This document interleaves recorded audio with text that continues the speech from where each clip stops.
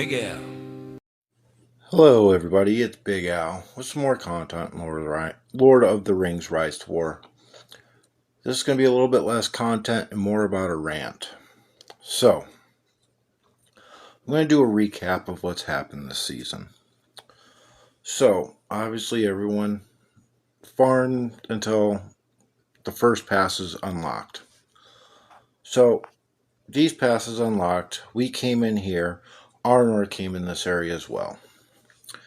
You have Erebor over here that came in to this area because the pass is open. You had Gondor come into this area because passes have opened. And then they went into Mordor, they went into Gondor, or into Rohan.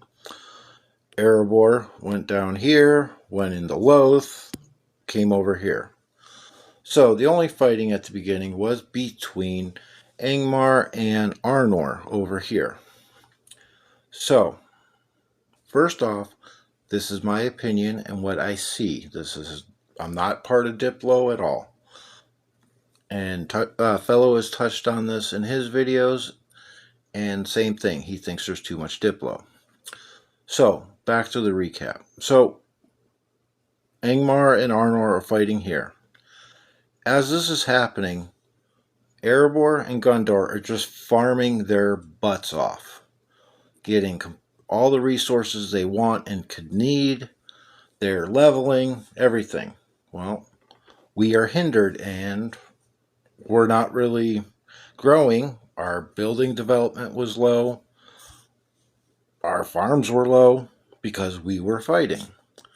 So with Erebor coming at us and Gondor going at Arnor, there was a ceasefire made between Angmar and Arnor.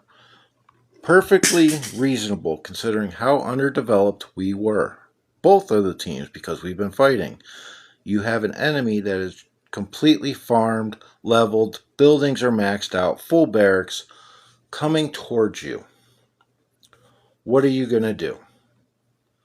Keep fighting, and then when they come in, because the movement looks like they're coming towards you, keep fighting on two fronts, being underdeveloped, we'd get mowed over. Plain and simple. So there was a ceasefire made. So finally, when the spawns opened up, the spawn passes, Gondor and Erebor didn't fight at first. Okay. The fighting remained here with Erebor coming at us and Gondor coming towards Arnor. Gondor and Erebor ended up fighting over here, and I think it's because of how much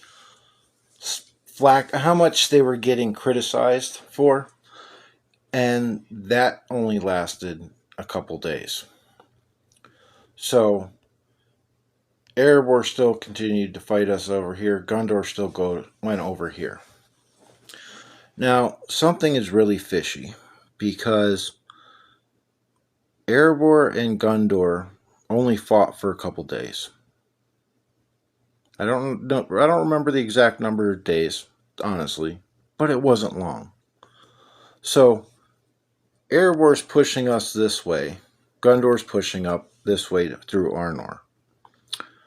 So, yeah. Then the center passes open up. Okay, everybody takes a pass, blah, blah, blah. We took defensive positions in the center. Erebor was fortifying their stuff around here. Whatever. Well, then there was another agreement made with a hard border between Angmar and Erebor up by the passes, so that the fighting could move into the center. Well, Gondor's still pushing Arnor.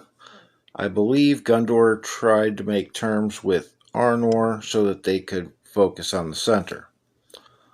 Well, Erebor is completely focused on the center. Gondor has not done anything in the center, really.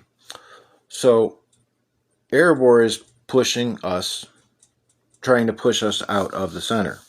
Okay, that's fine. It's fighting. Sure, whatever. Well, let's go down here. Look at the pin size for Lame and Bear. Huh. It started 2 hours ago. Well, the center fighting between us and Erebor has gone on for more than a day. But let's take a look here at this pin. So, as you can see, if I scroll over here, look at this. These are all Erebor tiles. Look at this crossing. Is there any kind of defense here? There is one fort. Okay, Bear took this tile not long ago. Okay, we got a couple tiles for Bear. Where's the defense? How come this area isn't painted with tiles? Doesn't that seem weird that if you have an enemy coming at you, you're not gonna tile and defend? Now let's take a look at this area where we are. Hey, look, Erebor's defending the choke point, which our entrance towards the center would be, and every tile is taken. Look, this is our area. We're trying to defend it. But let's scroll. You see, all these tiles are taken. So,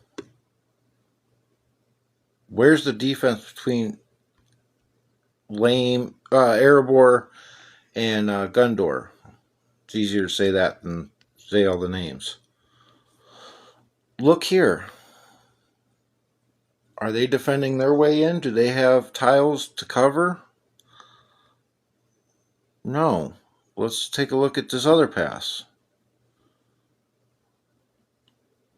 Okay, there's forts. The road's not taken at all. They've moved in here. I mean, I don't understand it. Look here. Erebor's building here. Everybody else, there was a couple of people from us that made forts. There was a couple from Gundor, but look.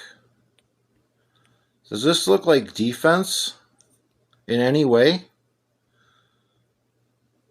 It looks like they're cutting DG in half. Setting up for a ring war? It's what it looks like to me. Was there any agreement between Erebor and Gundor, whether it was pre-season when the ceasefire came up or whatever, to have just a ring war between the two of them? Yeah, this isn't organic and things don't add up. As you can see, there is no pins for Gundor versus Erebor. That's not a pin.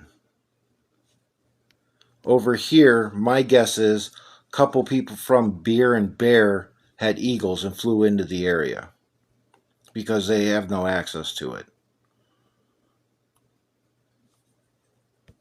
Gundor's over here. I don't understand. I know I am very disappointed in this server. Like,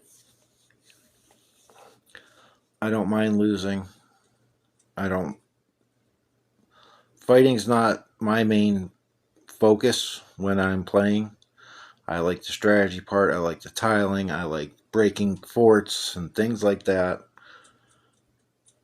But what's going on? This does not add up.